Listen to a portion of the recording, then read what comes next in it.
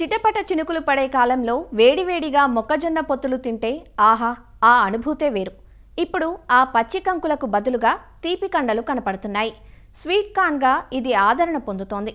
పెరుగుతున్న వినియోగంతో నీటి వసతి గల పట్టణ పరిసర ప్రాంతాల రైతులు ఎక్కువ కాలం మార్కెట్ చేసుకునేందుకు వీలుగా దఫాలుగా తీపి మొక్కజొన్నను సాగు చేస్తున్నారు.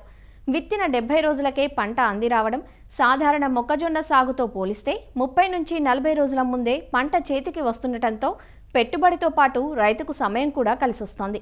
ప్రస్తుతం ఖరీఫ్ పంటగా తీపి మొక్కజొన్నను సాగు చేసే రైతులు అధిక దిగుబడినిచ్చే రకాలను ఎంచుకొని మేలైన యాజమాన్య పద్ధతులు పాటించాలంటూ సాగు వివరాలు తెలియజేస్తున్నారు ఆచార్య ఎన్జీ రంగ వ్యవసాయ విశ్వవిద్యాలయం ఆముదాలవలస కృషి విజ్ఞాన కేంద్రం శాస్త్రవేత్త డాక్టర్ కిరణ్ కుమార్. ప్రజెంట్ ఖరీఫ్ సీజన్లో రైతు సోదరులు ఎక్కువగా కూడా ఈ తీపి మొక్కజొన్నను సాగు చేయడానికి సన్నద్ధమవుతూ ఉన్నారు. దీంట్లో మనం అన్ని రకాల యాజమాన్య పద్ధతులు సక్రమంగా పాటించినట్టయితే 1 లక్ష వరకు కూడా ఒక ఎకరాకి నికర ఆదాయం పొందడానికి ఆస్కారం అనేది ఉంటుంది. అందులో ప్రధానంగా నేలల విషయానికి వచ్చినప్పటికీ ఈ నేలల్లో నీరు ఇంకిపోయే నేలలు అనేవి అనుకూలంగా ఉంటాయి. దీంట్లో ఈ బరువైన నేలలు, తేలికపాటి నేలలు, అన్ని రకాల నేలల్లో కూడా మనం సాగు చేయవచ్చు. అయితే నల్లి రకాల నేలల్లో మనం సాగు చేసినప్పుడు మురుగునీరు పోయే అవకాశం ఉన్నటువంటి నేలలు మనం ఎంచుకున్నట్టయితే సరిపోతుంది. అలాగే ఈ నేల తయారీ విషయానికి మనం చూసుకున్నట్టయితే సమ్మర్లో బాగా లోతుదుక్కులు చేసుకున్న తర్వాత నేలలో మనకి 3 నుంచి 4 టన్నుల వరకు కూడా పశువుల ఎరువు వేసి మనం బాగా కలిగి దున్నుకున్న తర్వాత విత్తే ముందు బోధులు కాలువలు చేసుకొని తీపి మొక్కజొన్న మనం విత్తుకున్నట్టయితే సరిపోతుంది. అలాగే దీంట్లో ప్రధానంగా రకాల విషయానికి వచ్చినప్పటికీ షుగర్ 75 అనే రకం కూడా ఎక్కువగా మార్కెట్లో ఉందండి. ఇది 75 నుంచి 80 రోజుల్లో మనకి పంట చేతికి వచ్చేస్తూ సుక్రోజ్ అనేది ఎక్కువగా ఉండటం వలన దీనిని తీసుకోవడానికి ఇష్టపడతా ఉన్నారు. విత్తన మోతాదు విషయానికి వచ్చినప్పటికీ 4 నుంచి 5 కిలోల విత్తనం అనేది ఒక ఎకరాకు సరిపోతుందండి. ఈ తీపి మొక్కజొన్నలో విత్తన శుద్ధి అనేది ఈ 2 గ్రాముల థైరామ్ కానీ, క్యాప్టాన్ కానీ, అలాగే మ్యాంకోజెబ్ 3 గ్రాములతో కానీ పొడిమంతో ఏదో ఒక మందుతో పాటు కేజీ విత్తనానికి పట్టించి మనం విత్తన శుద్ధి చేసుకున్నట్టయితే చాలా వరకు కూడా ఈ చేరిపళ్ళు రాకుండా మనకు ఆస్కారం అనేది ఉంటుంది. అలాగే విత్తే దూరం విషయానికి వచ్చినప్పటికీ దీంట్లో వరుసకి 60 సెంటీమీటర్లు, అలాగే వరుసలోని మొక్కల మధ్య 20 సెంటీమీటర్లు వచ్చేటట్టుగా కూడా మనం విత్తుకున్నట్టయితే దీంట్లో కండి అనేది బాగా వచ్చి మనకి ఎక్కువ దిగుబడి అనేది రావడానికి ఆస్కారం అనేది ఉంటుంది.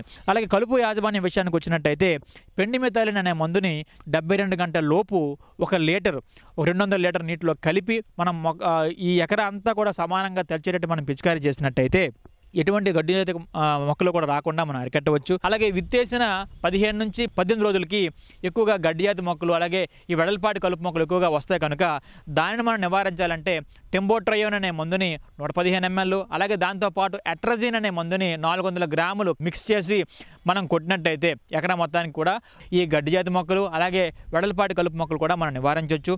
ఈ మధ్య కాలంలో తొంగ ఎక్కువగా ఆశించి పంట నష్టపరుస్తుంది కాబట్టి తొంగ జాతి కలుపు మొక్కలను ఎక్కువగా ఉన్నప్పుడు దీని నివారణకు హాలోసల్ఫ్యూరాన్ మిథైల్ అనే మందుని ఒక 40 గ్రాములు ఒక ఎకరాకు 200 లీటర్ నీటిలో కలిపి మనం పిచికారీ చేసినట్టయితే ఈ తొంగను కూడా సమర్థవంతంగా అరికట్టవచ్చు. ఈ తీపి మొక్కజొన్నలో ఈ ఎరువుల యాజమాన్య విషయానికి వచ్చినప్పటికీ 75 కిలోల నత్రజని, 25 కిలోల భాస్వరము, 20 కిలోల పొటాషియం ఎరువుల్ని మనం ఒక ఎకరాకి వేసుకోవాలి. అయితే ఈ నత్రజనిని 3 సమభాగాలుగా చేసుకొని ఒకటి విత్తేటప్పుడు, ఇంకొక భాగం 30 రోజులకి, అలాగే మిగిలిన చివరి భాగాన్ని 60 రోజుల టైంలో మనం వేసుకున్నట్టయితే సరిపోతుంది. ఈ భాస్వరాన్ని అలాగే పొటాషియం ఇచ్చే ఎరువుల్ని చివరి దుక్కులో వేసుకొని మనం కలిగి దున్నుకొని ఈ విత్తనాన్ని విత్తుకున్నట్టయితే సరిపోతుంది.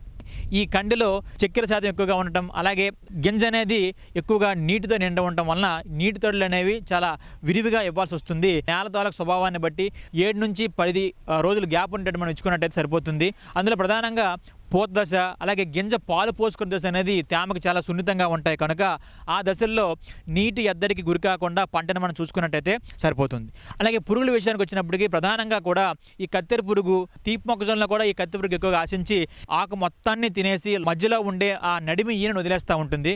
అందువలన దీని తాలూకు ఉధృతి పెరగక ముందే మనం నివారణ చర్యలు అనేవి చేపట్టాలి. మనం చిన్న పురుగులను మనం గమనించినట్టయితే వేప గింజల కషాయం కూడా ఇది సమర్థవంతంగానే పనిచేస్తుంది. అలాగే దీని తాలూకు ఉధృతి పెరిగిపోయినప్పుడు మనకి మార్కెట్లో ఇమామెక్టిన్ బెంజోయేట్ అనే మందు కూడా మనకి అవైలబుల్గా ఉంటుంది. దానిని ఒక 100 గ్రాములు 200 లీటర్ నీటిలో కలిపి మనం ఎకరా మొత్తాన్ని పిచికారీ చేయొచ్చు. అయితే రైతు సోదరులు పిచికారీ చేసేటప్పుడు మాత్రం ఈ కత్తెర పురుగు నివారణని సమర్థవంతంగా చెయ్యాలి అంటే తప్పనిసరిగా మనం కొట్టినటువంటి మందు అనేది మొక్క మువ్వులో పడే విధంగానే ప్లాన్ చేసినట్టయితే ఈ కత్తెర పురుగుని మనం సమర్థవంతంగా అరికట్టవచ్చు. అలాగే క్లోరాంట్రినిలిప్రోల్ అనే మందును కూడా 60 మిల్లీలీటర్లు ఒక 200 లీటర్ నీటిలో కలిపి ఎకరా మొత్తాన్ని కూడా పిచికారీ చేయొచ్చు. అలాగే విషపు ఎరలను తయారు చేసి కూడా మనం దీన్ని కంట్రోల్ చేయొచ్చు. అందుకు గాను 10 కేజీల తవుడిని 2 లీటర్ల వాటర్ని కలిపి అలాగే దానికి 2 కేజీల బెల్లాన్ని జోడించి ఒక నైట్ అంతా కూడా దాన్ని పులియబెట్టిన తర్వాత మరుసటి నాడు దీనికి 100 గ్రాముల థైడికార్బ్ అనే మందుని కలిపి చిన్న చిన్న ఉండలుగా చేసి దాన్ని మనం పొలంలో సాయంత్రం పూట మనం జల్లుకున్నట్టయితే వీటిని తిని చాలా వరకు కూడా లార్వాలని చనిపోవడానికి ఆస్కారం ఉంటుంది.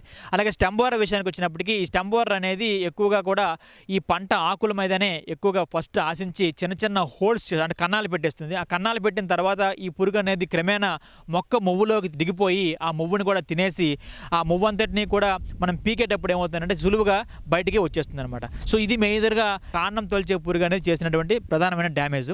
సో దీన్ని మనం పొలంలో అక్కడక్కడ గుర్తించినప్పుడే ఈ కార్బోఫ్యూరాన్ 3G అనే గుళికల్ని ఒక 3 నుంచి 4 కిలోలు ఎకరా మొత్తానికి కూడా మొక్క మువ్వులో మనం వేసినట్టయితే దీన్ని అరికట్టవచ్చు. అలాగే ఇమామెక్టిన్ బెంజోయేట్ని 100 గ్రాముల 200 లీటర్ నీటిలో కలిపి మనం ఎకరా మొత్తాన్ని కూడా స్ప్రే చేసిన కూడా తగ్గుతుంది. అలాగే ఈ క్లోరాంట్రిన్ నిలిపుడు అనే మందును కూడా 60 మిల్లీలీటర్లు 200 లీటర్ నీటిలో కలిపి మనం పిచికారీ చేసినా కూడా ఈ స్టెమ్ బోరర్ని మనం అరికట్టవచ్చు అనమాట. తెగుళ్ళ విషయంలో ఈ షీత్ బ్లేడ్ అనేది అంటే దీన్నే మనం ఏమంటారంటే పొడతెగులు అంటాం. ఈ పొడతెగులు మన కాండం మీద మొదటగా ఏర్పడి అది క్రమేణా ఆకుల మీదకి అలాగే కండి మీదకి కూడా వ్యాపిస్తుంది. మనం దీన్ని హెక్సాకొనజోల్ అనే మందుని 2 మిల్లీలీటర్లు 1 లీటర్ నీటికి కలిపి మనం పిచికారీ చేసినా కూడా మనం దీన్ని తగ్గించవచ్చు. దీంట్లో కోత విషయానికి వచ్చినప్పటికీ సో పాలు పోసుకున్న దశ అనేది 75 రోజులకి మనకు రావడం జరుగుతుంది. ఈ 75 రోజుల్లో మనం పంటను మనం కోయడం స్టార్ట్ చేస్తాము. అలాగే కండి మీద ఉన్నటువంటి ఆకులు అనేవి గ్రీన్ కలర్లో ఉన్నప్పుడే మనం కోయడం జరుగుతుంది. రైతు సోదరులు ఇమీడియట్గా కోత కోసం వెంబటే దాన్ని మనం మార్కెట్ చేసుకుంటే అధికంగా రేటు పలికే అవకాశం కూడా మనకు ఉంటుంది. సో దీనికోసమై ఈ ఎకరా మొత్తాన్ని కూడా 4-5 భాగాలు చేసుకొని ఒక భాగం అనేది ఒకసారి సోయింగ్ చేస్తే ఆ రెండో భాగం వచ్చేసినప్పటికీ ఒక 7 నుంచి 10 రోజుల వ్యవధి గ్యాప్ ఉంచుకొని మళ్ళీ ఇంకొకసారి సోయింగ్ చేసినప్పుడు ఏమవుతుందంటే ఈ స్టాగర్డ్ ప్లాంటింగ్ ఉండటం వలన ఫస్ట్ వేసేవన్నీ ఒక 20 సెంట్లు అనేది ఒకసారి కోతకు వస్తుంది. తర్వాత 20 సెంట్లు అనేది ఇంకొకసారి కోతకు రావడం వలన మార్కెట్ చేయడానికి కూడా ఈజీగా ఉంటుంది అనమాట. అలాగే దిగుబడి విషయానికి వచ్చినప్పటికీ మనం దీంట్లో 60 నుంచి 20 సెంటీమీటర్ల గ్యాప్తో మనం విత్తాం కనుక ఒక ఎకరాకి 33,000 మొక్కల వరకు కూడా మనకు వస్తాయి. సో 33,000 మొక్కల నుంచి ప్రతి ఒక్క మొక్క నుంచి ఒక కండి వస్తుంది కనుక మనకు సుమారుగా 30,000 కండులను మనకు రావడం జరుగుతుంది. ఈ 30,000 కండులు అనేవి మార్కెట్లో సుమారుగా ఒక 5 నుంచి 8 రూపాయలు చెప్పున ఒక కండి మనకి పలికినా కూడా 1,50,000 వరకు కూడా మనకి ఆదాయం వస్తుంది. మన ఖర్చులు పోను నికరాదాయం అనేది ఒక 80 నుంచి 1,00,000 రూపాయల వరకు కూడా మనకి రైతు సోదరులకి రావడానికి ఆస్కారం అనేది ఉంటుంది.